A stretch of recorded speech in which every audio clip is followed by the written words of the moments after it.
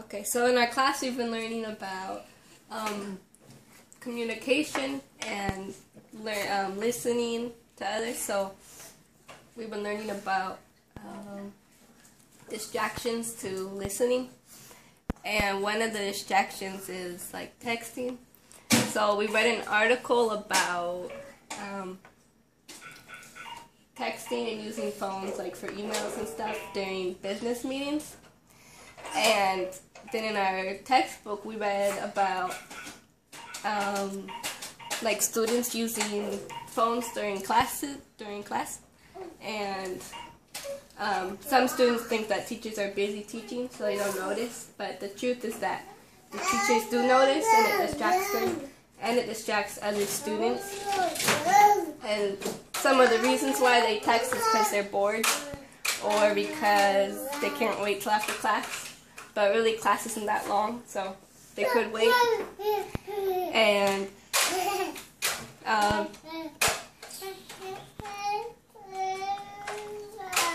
there's been research done on texting during business meetings, and it shows that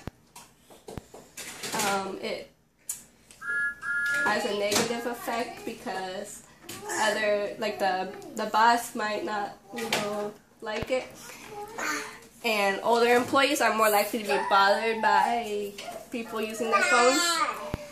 But the younger generation, it shows that they're more okay with it. So, but that's still a problem because oftentimes the bosses are older, so they are bothered by it, and so that can affect people in their jobs and affect them from moving up, because it's not very professional to be using their phones during a meeting. And it shows a lack of respect during the meeting, and it shows that they're not paying attention because they're using their phones.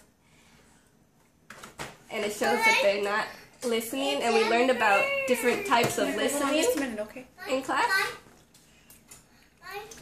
Just wait a minute, okay? And some of the different functions of listening. So there's like listening to hear, which is just, you're just hearing it but doesn't mean you're understanding it. And then listening to understand, or listening to remember. So there are different forms of listening. So you could be using your phone and listening just to hear, but you wouldn't be understanding it or remembering it.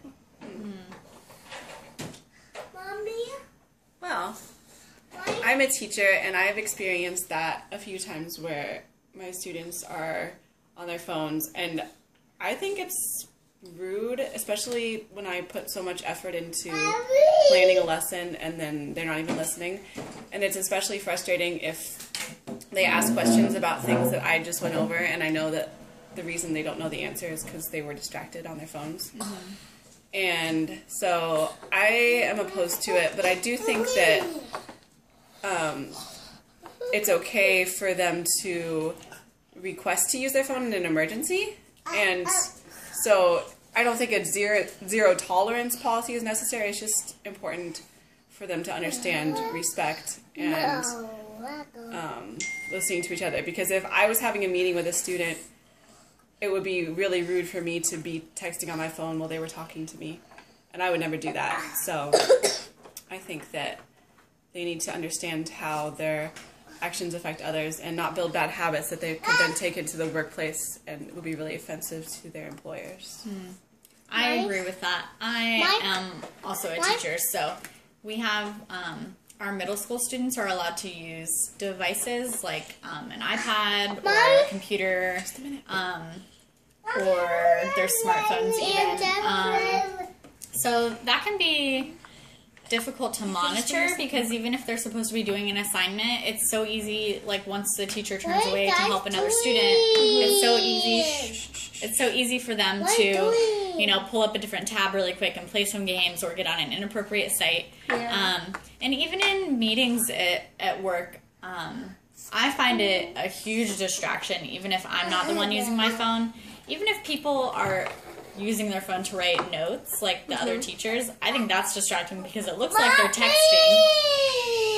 So it looks like they're not invested in the meeting or really care about what's going on. So it looks like that they're being disrespectful to whoever is conducting the meeting or the other people in the meeting. So even I like will bring a notepad instead, just because I think it's more respectful and less distracting to other people. And then that way I don't have that temptation to get on my phone and check something really quick.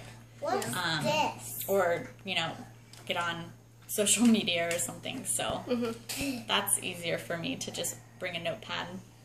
Yeah, I think it's easier just not have the phone there at all, because a lot of times you'll get a notification for something and then you'll want to go check it out. Or, and then that, even if you weren't planning to, you know, you end up on your phone.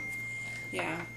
And one of the things was, what risk are there to listening or half listening?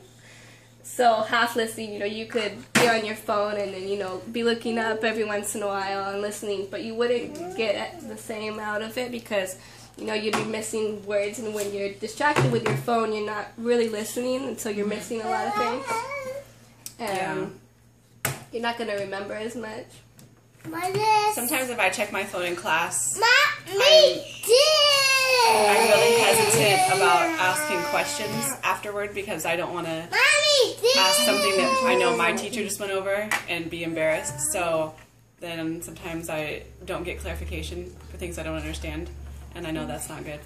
And I'm sure other students do that too. So. Okay.